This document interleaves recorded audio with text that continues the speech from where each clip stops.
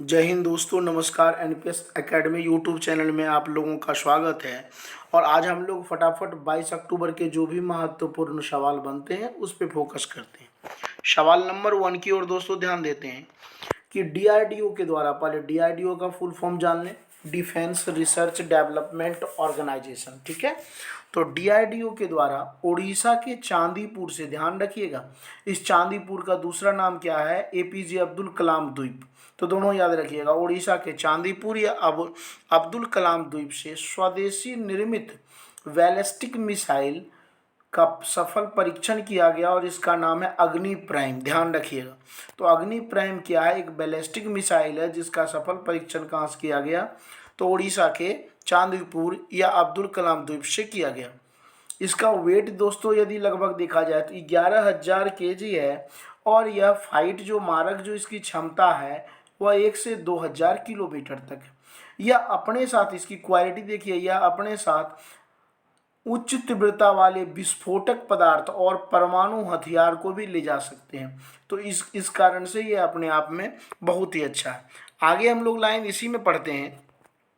यह एक साथ जो है कई टारगेट को भेज सकता है और भारत में अभी तक अग्नि 1 से लेकर अग्नि 5 तक का सफल परीक्षण, तो अग्नि 1 मिसाइल से लेकर अग्नि 5 तक का प्रयोग किया गया है।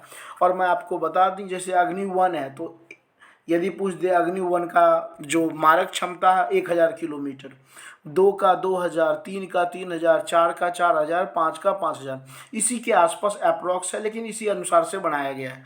1 होगा, अग्नि 1 होगा तो इसकी मारक क्षमता क्या होगी? 1,000 किलोमीटर तक।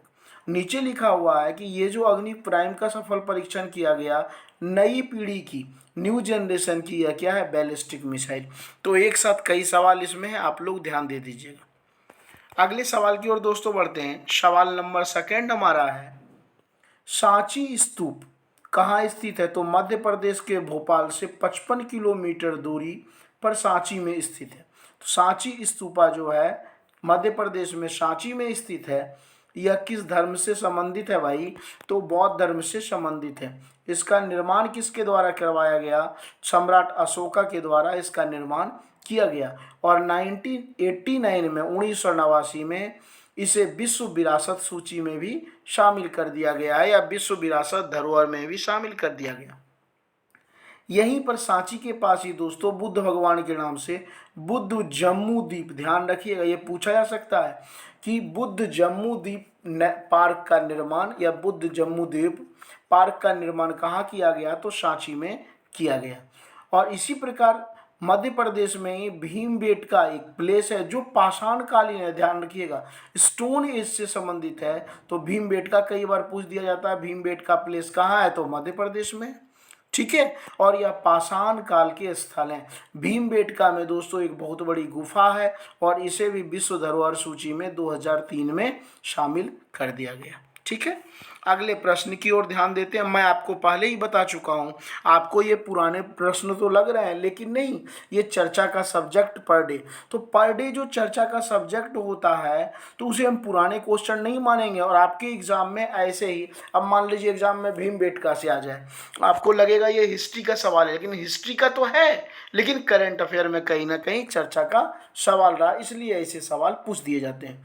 तो बिल्कुल आप मन लगा के पढ़ाई कीजिए, ठीक है, और पढ़ाई करेंगे तो सिलेक्शन जो है ना बिल्कुल आपका होना ही है। और आप लोग दोस्तों यदि वीडियो पसंद आ रही हो तो लाइक शेयर सब्सक्राइब जरूर करें और करवाएं भी। सवाल नंबर 3 की ओर ध्यान देते हैं। सीजी, सीजी का मतलब छत्तीसगढ़। छत्तीसगढ़ की राजधानी क्या है? रायपुर। नया रायपुर कह सकते हैं, रायपुर भी कह सकते हैं। यहाँ पर आदिवासी महोत्सव फेस्टिवल होने वाला है, या आदिवासी नृत्य होने वाला है, फेस्टिवल होने वाला है। ठीक है, इसका आयोजन किया जाएगा कब से कब?